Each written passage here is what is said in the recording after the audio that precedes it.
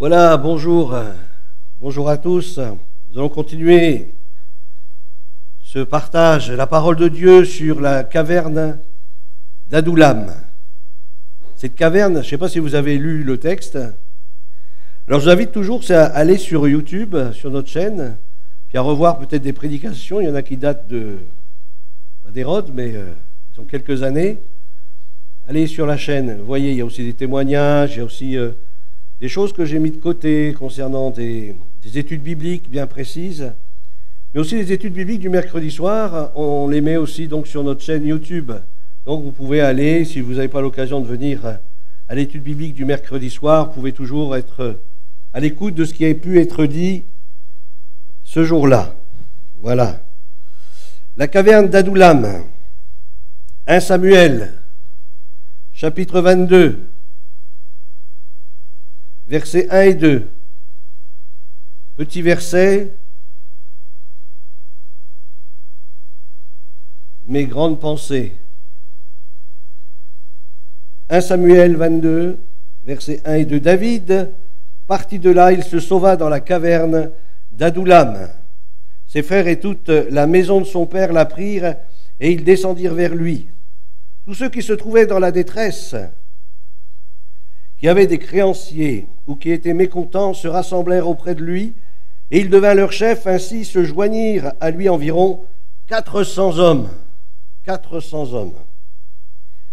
Adullam veut dire justice du peuple.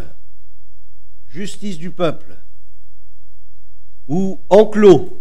Donc ça a plusieurs significations. Justice du peuple, ça nous parle de ce que le monde peut penser de nous. Enclos, ça peut être interprété comme un enfermement. C'est-à-dire qu'on t'a enfermé sous une étiquette. Alors lui, on le connaît, lui. Voilà. Il porte un nom.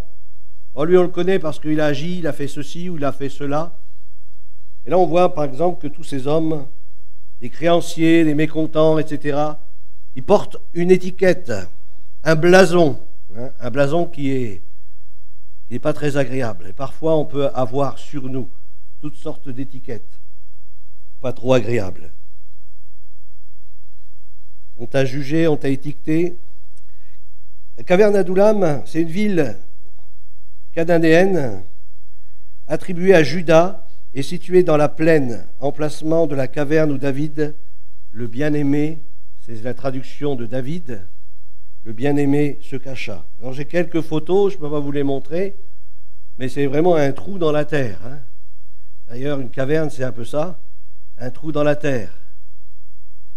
Et on pourrait penser que, bien, lorsque David se sauva face à ses ennemis, face à ce qui le poursuivait, bien, il cherchait un petit peu un trou dans la terre. Souvent, on pourrait dire parfois, lorsqu'on cherche un trou dans la terre, on cherche peut-être la solution dans le monde. On cherche dans la terre, dans le monde, la solution. Ou alors un trou dans la terre comme l'autruche, face au danger, met la tête dans un trou, elle croit qu'on ne la voit pas. Alors que, voilà, la plus grosse partie, on la voit. Parfois, nous-mêmes, on se cache derrière peut-être une façade, mais c'est tellement flagrant, parfois, ce que nous pouvons vivre. La caverne d'Adullam renferme un peu ce qui est, à première vue, très négatif. C'est un lieu sombre. Peut-être il y a des chauves-souris, tout ça. Lorsque vous rentrez là-dedans, vous regardez un peu partout, des grosses araignées. Ça semble assez négatif au premier abord. Se cacher dans le déni de la réalité, la caverne d'Adullam. On fuit la réalité. On va dans un trou. Il y en a, vous savez, c'est pas une caverne qu'ils ont, mais c'est un lit. Ils prennent des médicaments et puis ils dorment. Ils croient parce qu'ils dorment que les choses vont se passer. Puis quand ils vont se réveiller, tout va être nouveau. Mais quand ils se réveillent, c'est la même chose. Rien n'a changé. La peur, la solitude, la dépression, le désespoir, l'abandon. Fuir, fuir, fuir. Dans quelle situation était David lorsqu'il entra dans la caverne d'Adullam? Le roi Saül, on pourrait croire que c'est ce que ressentait David. Le roi Saül venait, était décidé à le tuer. Il avait perdu son meilleur ami, Jonathan, le fils du roi Saül. Ils étaient très proches, David et lui, donc il a perdu son meilleur ami. Il avait perdu aussi son armée, parce que David a fait des conquêtes extraordinaires, où il a défait des armées entières, mais son armée ne l'a pas suivi dans cette fuite. Il a perdu son entrée dans le palais, il avait le grand palais où il pouvait entrer, où il était accueilli, mais c'était fini pour lui. Il a perdu ses privilèges en tant que général, en tant que responsable, etc. Il est seul dans cette caverne, sans sa femme, perdu sa femme, perdu en cours de route. Sa femme Michal, son épouse Trophée, parce qu'il l'a gagnée à la force de ses bras, cette femme. Mais elle n'était pas là. Quel désespoir lorsqu'on voit dans la parole de Dieu que l'épouse, c'est l'aide du mari. Là, il avait perdu son aide. Il a voulu trouver refuge chez les Philistins. Lorsque vous regardez plutôt dans l'histoire, il avait même fait le fou, pour essayer de trouver refuge parmi eux. Il s'est un peu déguisé. Il a fait un peu l'hypocrite. Il a joué un rôle. Et là, ça n'a pas marché. Il a senti qu'il n'allait pas faire long feu. Il est parti. Il a fui. Terrible, La mort le poursuit, David. La mort le poursuit. Seule chose positive de David, lorsqu'il rentre dans la caverne, on a l'impression que là, il est enterré sous des décombres de tout ce qu'il a pu traverser. Imaginez sa vie. Peut-être qu'il y en a, ils auraient pris une corde, quelques médicaments, et puis ils auraient mis fin à leur jour. C'est-à-dire, à quoi bon? À quoi bon? Ce n'est pas la solution. Ce n'est pas la solution. Il y a une autre solution. Alors, les seules choses positives que David pouvait se reposer, c'est qu'il avait reçu l'onction royale. Samuel était venu le chercher. Il était derrière les chèvres, les moutons, les brebis, derrière le troupeau. Puis c'est le petit là qu'il me fallait.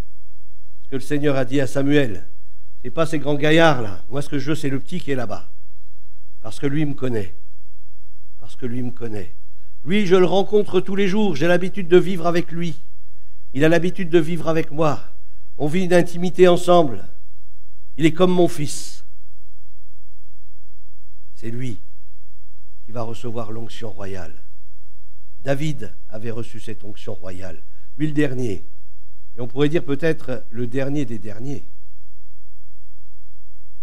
Donc cela pouvait le consoler, mais c'est-à-dire, tu vois, j'ai reçu l'onction royale, on pourrait dire quelque part, je suis chrétien, et tu vois tout ce qui m'arrive.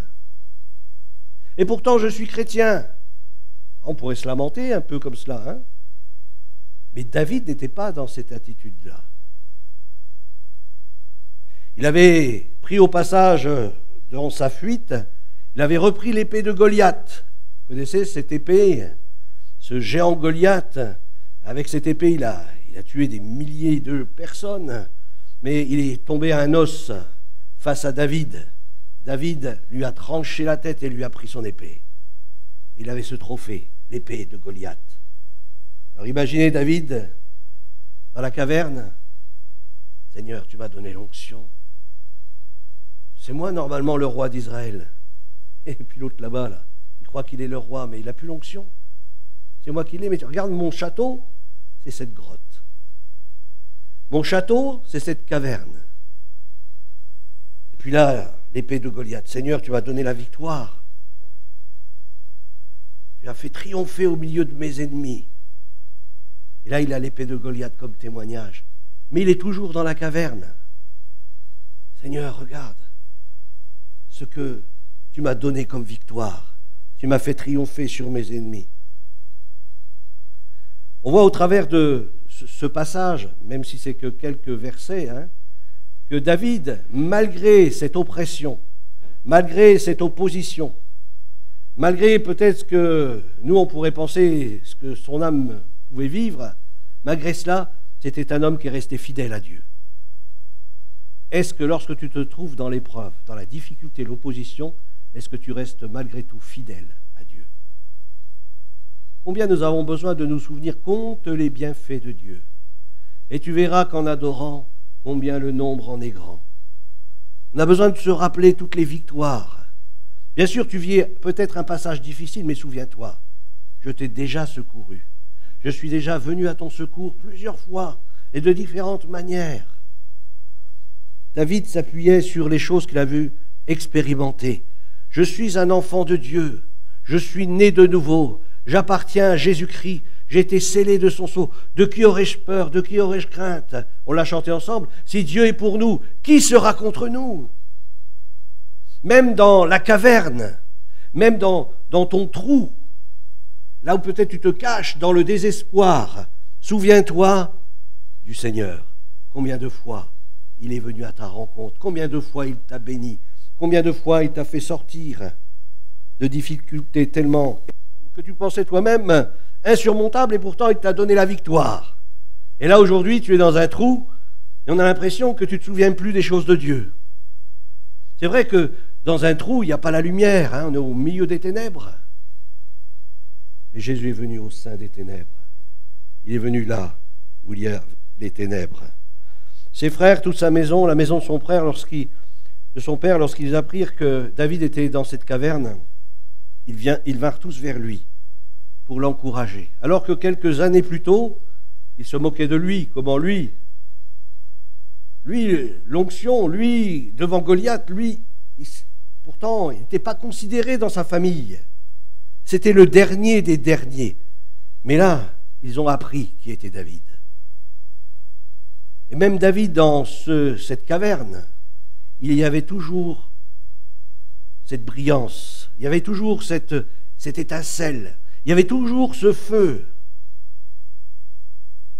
Et sa propre famille savait qui était David. Même si quelque part, on pourrait dire, David avait perdu un peu de son identité, puisque lui, qui avait reçu l'onction, il se trouvait au sein d'un trou dans une caverne, mais ses frères, son père, sa famille savaient, mais mon frère, tu as reçu l'onction. Mon frère, tu as reçu de Dieu. Dieu t'a appelé au ministère. Qu'est-ce que tu fais dans ce trou? Souviens-toi ce que le Seigneur a fait pour toi. Où est-ce que tu vas t'enterrer? Et souvent, les frères et sœurs sont là pour nous rappeler par où le Seigneur nous avait traversé. Souviens-toi de la mer Rouge. Souviens-toi des cailles. Souviens-toi de la manne. Souviens-toi des délivrances. Souviens-toi des victoires. On a besoin d'être encouragé. Souvent l'Église, on pourrait dire, c'est presque le seul endroit où au lieu de soigner les blessés, on les achève. Ah, t'as péché mon frère. Eh bien tu vois, la prochaine fois la Sainte Seine, oublie. Tu resteras dehors. Tu viendras plus dans l'assemblée des saints parce que tu es malsain. Tu n'es plus saint. Tu es malsain. Au lieu d'accueillir, de prendre soin, d'encourager, d'apporter la guérison, de prier les uns pour les autres, on a besoin de l'Église. L'Église doit être un endroit où on peut se sentir accueilli, aimé, où on peut prendre soin de nous, nous entourer de protection. L'Église doit être une protection pour chaque enfant de Dieu, chaque chrétien.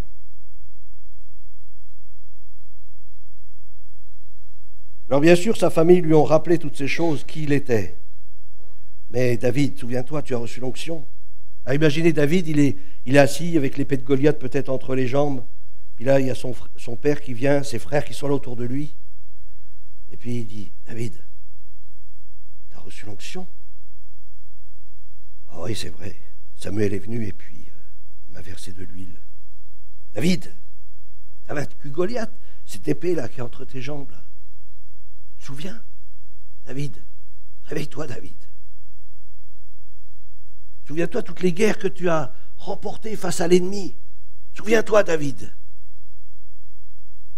Et puis tu ne te souviens pas de toutes ces paroles où les femmes elles chantaient et se répondaient les unes aux autres. Ils disaient, Saul a frappé ses 1000, mais toi David, t'as frappé des 10 000.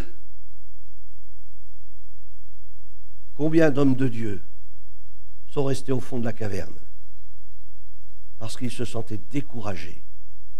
Ils ne se sont pas sentis épaulés, aimés, entourés, reconnus. Terrible, hein? Mais David avait une qualité qui dans ce moment-là lui a servi. David avait l'habitude de se réfugier derrière les brebis, derrière les chèvres, derrière son troupeau, seul. C'était quelqu'un qui était habitué à la solitude. Il était habitué à se mettre peut-être sous un arbre et puis là à commencer à prier le Seigneur, à le louer, à prendre sa harpe, prendre ses instruments puis à louer le Seigneur. Un adorateur. Je crois qu'on a des bonnes habitudes à prendre parce que lorsque nous nous retrouvons dans des moments difficiles et on peut se souvenir de la présence de Dieu, combien cette présence nous a été chère. Et là, dans cette présence de Dieu, lorsqu'il était derrière les troupeaux, c'est là qu'il recevait toute la vigueur dont il avait besoin pour affronter l'ours et le lion. Je crois que Dieu veut nous apprendre, avant de connaître des moments difficiles, à être des combattants. Nous sommes des guerriers. Nous sommes l'armée de l'Éternel. Et nous avons besoin d'apprendre à nous servir de nos armes. Parce que dans la vie chrétienne, tout n'est pas forcément rose. On va rencontrer des combats, on va rencontrer de l'opposition, on va rencontrer de la difficulté. Pourquoi ? Parce qu'il y en a un qui ne supporte pas l'Église de Jésus-Christ. Vous savez, sur la terre, il y a une chose que le diable a en horreur, c'est l'Église de Christ, mais il ne peut pas la toucher. C'est pour ça qu'il va vers Israël. Parce que l'Église de Christ, il ne peut pas la toucher. Parce que pour lui, ça serait beaucoup plus gagnant de détruire l'Église. Parce qu'en détruisant l'Église, il n'y a plus de salut. Il n'y a plus de salut. Il n'y a plus la proclamation du salut. Mais il ne peut pas toucher l'Église. Il ne peut pas toucher le peuple de Dieu. Parce que l'Esprit de Dieu est là, sur l'Église, répandue. Alors, j'ai regardé un petit peu dans le texte hébreu concernant sauver. David se sauva. Eh bien, dans le texte hébreu, ce n'est pas David se sauva. Ça peut être aussi interprété, David se réfugia. Et on a besoin pas de se sauver face à l'opposition, mais de se réfugier dans la présence de Dieu face à l'opposition. Se réfugier. 2 Samuel chapitre 22 verset 3 nous dit « Dieu est mon rocher, où je trouve un abri, mon bouclier, la force qui me sauve, ma haute retraite, mon refuge. Ô mon sauveur, tu me garantis de la violence. Je m'écrie, loué soit l'Éternel, et je suis délivré de tous mes ennemis, car les flots de la mort m'avaient environné. Les torrents de la destruction m'avaient épouvanté. » C'est vrai, c'est vrai. Les liens du sépulcre m'avaient entouré, c'est vrai. La mort était derrière moi, elle me poursuivait. Les filets de la mort m'avaient surpris. Il y avait une telle oppression, une telle pression sur sa vie. Mais dans ma détresse, verset 7, 2 Samuel 22, verset 7, dans ma détresse, j'ai invoqué l'Éternel. Dans ma détresse, j'ai invoqué l'Éternel. Alléluia.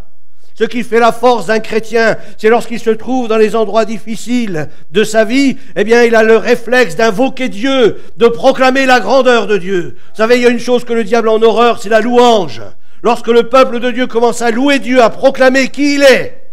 Alléluia. Il est mon sauveur, il est mon rédempteur. Celui qui est en moi est plus grand que celui qui est dans le monde. Je sais en qui je crus, en qui je crois. Je sais qu'il est vivant, il est la résurrection et la vie. J'ai en moi la vie éternelle. Il vit en moi, Jésus vit en moi. Alléluia. Dans ma détresse, j'ai invoqué l'Éternel. J'ai invoqué mon Dieu, de son palais, il a entendu ma voix. Alléluia, et mon cri est parvenu à ses oreilles. Quelque chose se passe lorsque je me mets à louer le Seigneur. Et c'est vrai, il y a des temps pour prier. Il y a des temps dans le combat spirituel. Mais prends aussi des temps pour louer Dieu, pour adorer Dieu, pour proclamer sa grandeur, dire combien il est grand et digne de louange. Alléluia. Dieu cherche de vrais adorateurs, de vrais adorateurs, de vrais adorateurs. Le chrétien doit savoir puiser régulièrement ses ressources dans le Seigneur. Il est ma force, Il est ma force. Dans Matthieu au chapitre 6, verset 6, c'est Jésus qui nous enseigne. Quelque chose de tellement important, peut-être qu'on l'a oublié, mais c'est tellement important. Matthieu 6, 6, quand tu pries, mon frère, ma sœur, quand tu pries, entre dans ta chambre, ferme ta porte et prie ton Père qui est là dans le lieu secret, et ton Père qui voit dans le secret te le rendra. Alléluia. Ferme la porte sur le monde, ferme la porte sur l'opposition qui vient vers toi. Viens te réfugier dans mes bras, mon fils, ma fille. Viens te réfugier dans ma présence. Et là, je vais te renouveler. Là, je vais te fortifier. Vous vous souvenez, tous les disciples qui étaient dans la chambre haute, pour la plupart, ils craignaient les Romains. Ils craignaient les Romains, ils avaient peur d'être eux-mêmes arrêtés, eux-mêmes tués. Mais ils se sont réfugiés ensemble dans leur caverne. C'était la chambre haute. Et là, ils ont commencé à louer Dieu, à célébrer la grandeur du Seigneur, qui est vivant au siècle des siècles. Et là, il nous est dit que le Saint-Esprit est descendu. Ils ont tous été remplis du Saint-Esprit. Amen. Alléluia. Lorsque nous nous réfugions dans le lieu secret de la présence de Dieu, attends-toi à une visitation d'en haut. Amen. Que le Saint-Esprit descende sur toi avec puissance et que tu puisses ressortir de ce lieu rempli du Saint-Esprit et prêt à proclamer, comme l'a fait l'apôtre Pierre. Il a proclamé à la foule, alors qu'ils craignaient tous les armées romaines ou les armées des sacrificateurs. Eh bien là, ils se sont mis à la lumière et ils ont commencé à annoncer l'évangile. Et là, 3000 âmes se sont converties. Alléluia. Et je crois, lorsqu'on va chercher dans la présence de Dieu la force qui est en lui, qu'elle coule en nous, quelque chose se passe. Quelque chose de glorieux, quelque chose de miraculeux. Nous sommes transformés. Nous sommes transformés de gloire en gloire par le Seigneur l'Esprit. Alléluia. Alléluia. Il y a beaucoup de similitudes entre David et Jésus. Moi, c'est ce qui m'a touché. David, qui était roi, mais aussi prophète, a annoncé combien de fois des prophéties concernant le Messie. Dans Matthieu 26, au verset 36 à 39, lorsqu'on lit ce passage, là-dessus, Jésus alla avec eux dans un lieu appelé Gethsémane. Et il dit aux disciples, asseyez-vous ici pendant que je m'éloignerai pour prier. Il prit avec lui Pierre et 2 fils de Zébédée, et il commença à éprouver de la tristesse et des angoisses. Il leur dit alors, mon âme est triste jusqu'à la mort. Restez ici et veillez avec moi. Puis ayant fait quelques pas en avant, il se jeta sur sa face, comme on a fait ce matin. Il se jeta sur sa face et pria ainsi, mon Père, s'il est possible, que cette coupe s'éloigne de moi, toutefois, non pas ce que je veux, mais ce que tu veux. On retrouve l'état d'âme qu'avait David dans cette caverne. On retrouve cet état d'âme dans le cœur du Seigneur. Et croyez-moi, vous ne le croyez pas, mais vous allez vivre aussi ces choses. Vous allez aussi les vivre. Parce qu'à un moment donné, il faudra mourir. Si le grain de blé ne meurt, il ne peut pas porter de fruit. Il faut qu'il meure. Il faut qu'il meure. Et si tu veux porter du fruit, sache que ta caverne, elle t'attend. Et qu'il te faut entrer dans le lieu secret, puiser en lui toutes les forces dont tu as besoin. Et sortir de cette caverne, remplie du Saint-Esprit. Alléluia. Avec une pleine assurance. Gethsémane veut dire le pressoir à huile. Alors attends-toi à être brisé.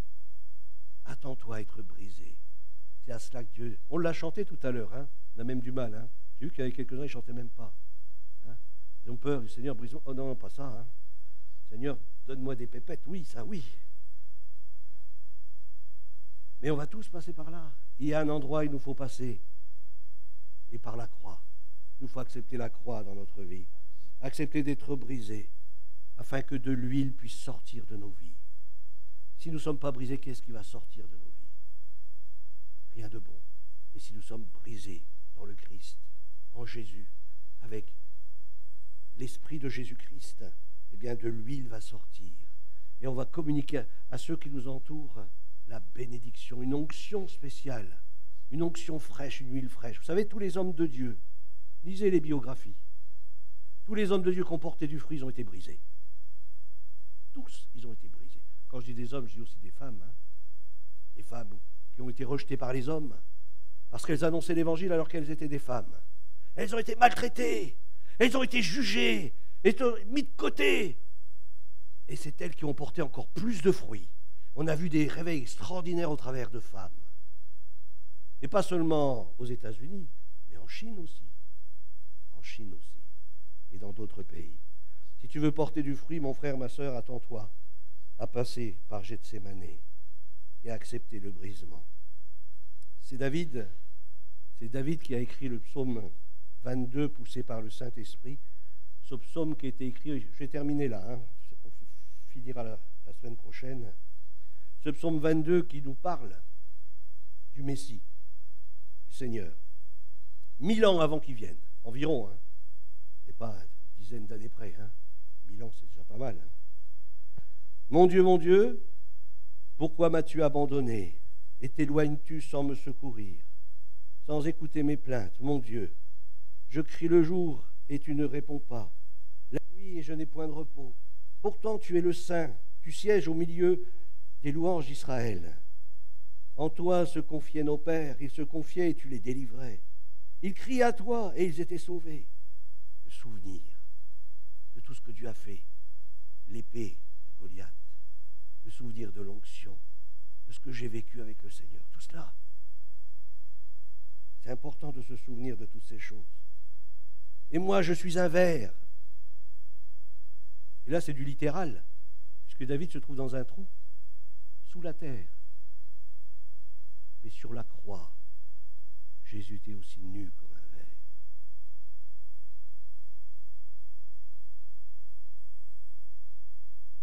Et moi, je suis un ver et non un homme, l'opprobre des hommes et le méprisé du peuple. Tous ceux qui me voient se moquent de moi. Eh oui. Ah, David, alors, qu'est-ce qui se passe? Tu fuis? T'as peur? Tu es devenu un trouillard? J'aime beaucoup ce passage, je ne sais pas si ça vous vient à l'esprit là pendant que je parle, où David était en train de fuir son fils et il monte la montagne. Puis il y avait quelqu'un là qui commençait à le maudire. Puis il y a le général de David, il dit, est-ce que tu veux que je le raccourcisse? Pas pour long, Je sors mon épée, puis il ne parlera plus le gaillard. David dit non, laisse-le. Si Dieu a permis cette situation-là, c'est pour quelque chose, laisse-le. Jésus a été jusqu'à la croix. Il n'a rien dit.